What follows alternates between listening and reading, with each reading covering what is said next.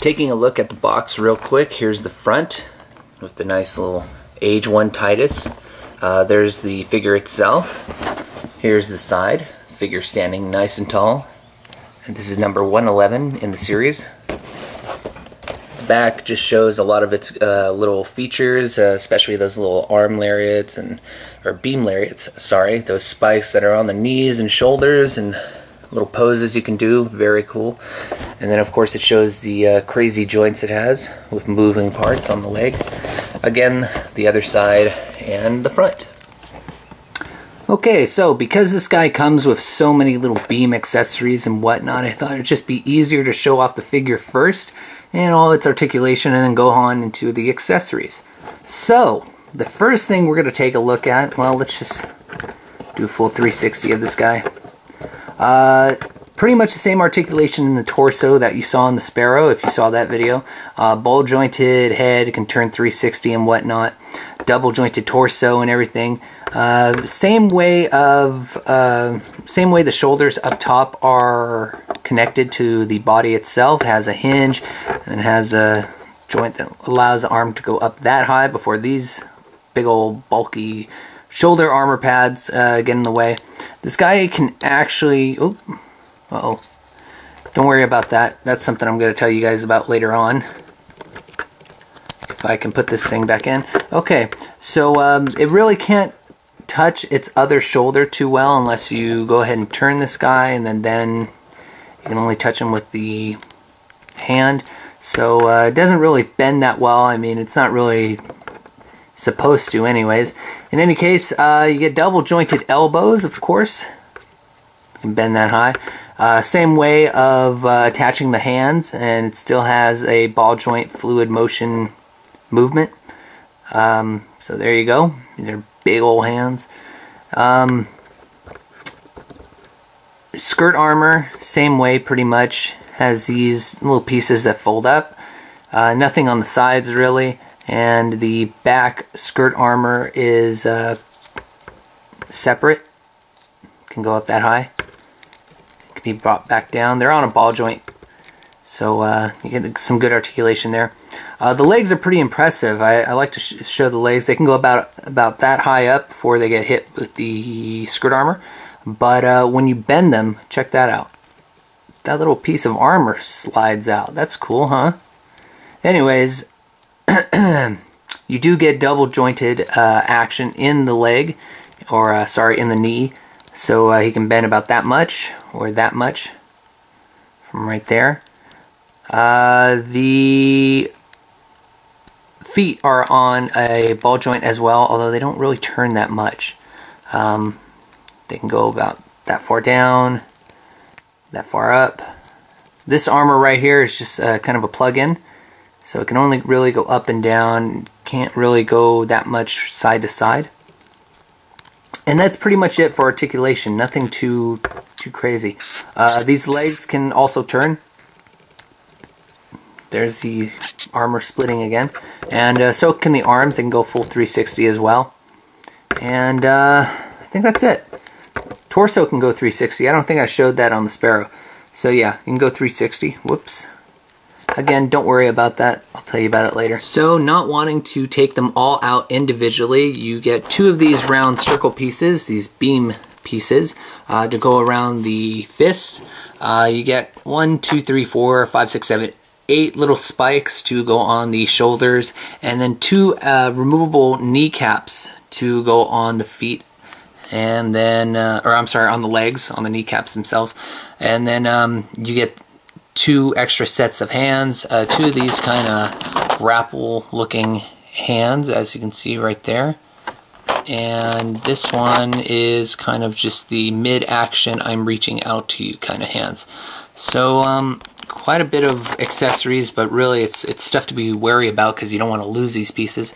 Anyways, let's go ahead and start putting these on the Titus, and I'll show you that right now. So the first thing I'll show you is how to put the little beam effect parts, or replace the knees in general. So it's not too hard. These actually just come out really simple. Simple little insert there for the knees, and it's for both of them. There we go. And So now you can replace them with the parts that have the beam spikes shooting out. And there's the first one. I think I put them in. And there's the second. So now he has beam effect parts coming out of his knees. And these guys are actually in there pretty snug and tight, but they can be pulled out. As you can see though, they have a little, they have their own little unique cut at the tip. So when you put them in, they're supposed to go in a certain way, and they're not supposed to fall out. They're supposed to be pointing a certain direction. And they're pretty tough. They're not too soft. For the shoulders, it's actually a little bit more tricky.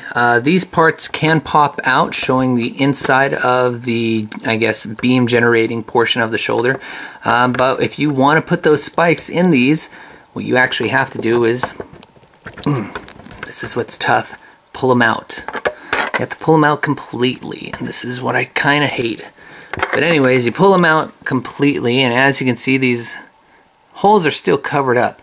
I guess the best way you want to push those little gray pieces out, because this is all just another insert, is you want to push in with the little beam parts there, and as you can see, these things come right out.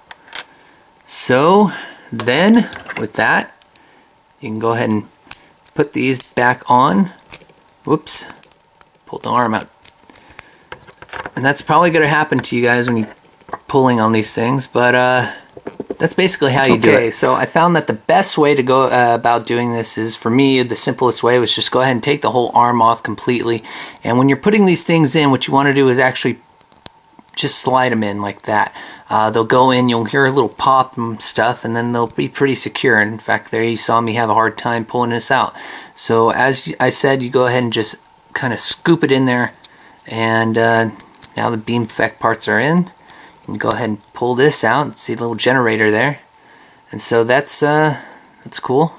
Now I'll do the other one, and then we can move on to the hands. Okay, so the next step in this little cool transformation, of course, putting these little beam bands on the Gundam's arms. Again, the best way for me to do this is just to go ahead and detach the arms. That way I don't have any of the spikes popping out or anything, or I don't mess anything up. Not saying that they will come out. They're actually pretty well placed. They're pretty tight in there. But anyways, it'd just be simpler. There is a certain way you have to put these in. They have to be facing a certain way. You will see little indents of the arm part, and then little indents of where the lower portion of where the hand is and stuff. So anyways, I'm going to go ahead and detach the arm, and then I'll show you guys how to put these things on.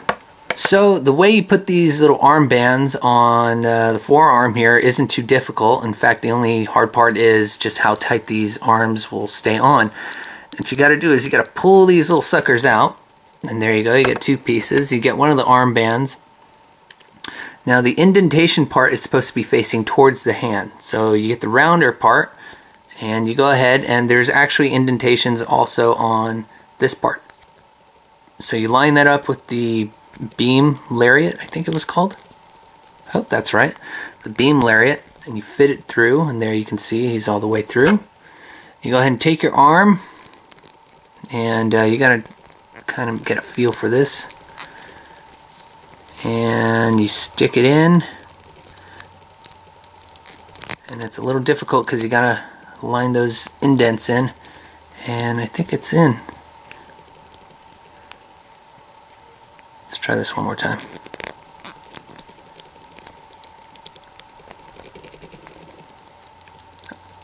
Yeah, okay, there you go. So now the beam lariats are now on the arm, and doesn't look too bad. So now let's go ahead and put it on the other arm as well.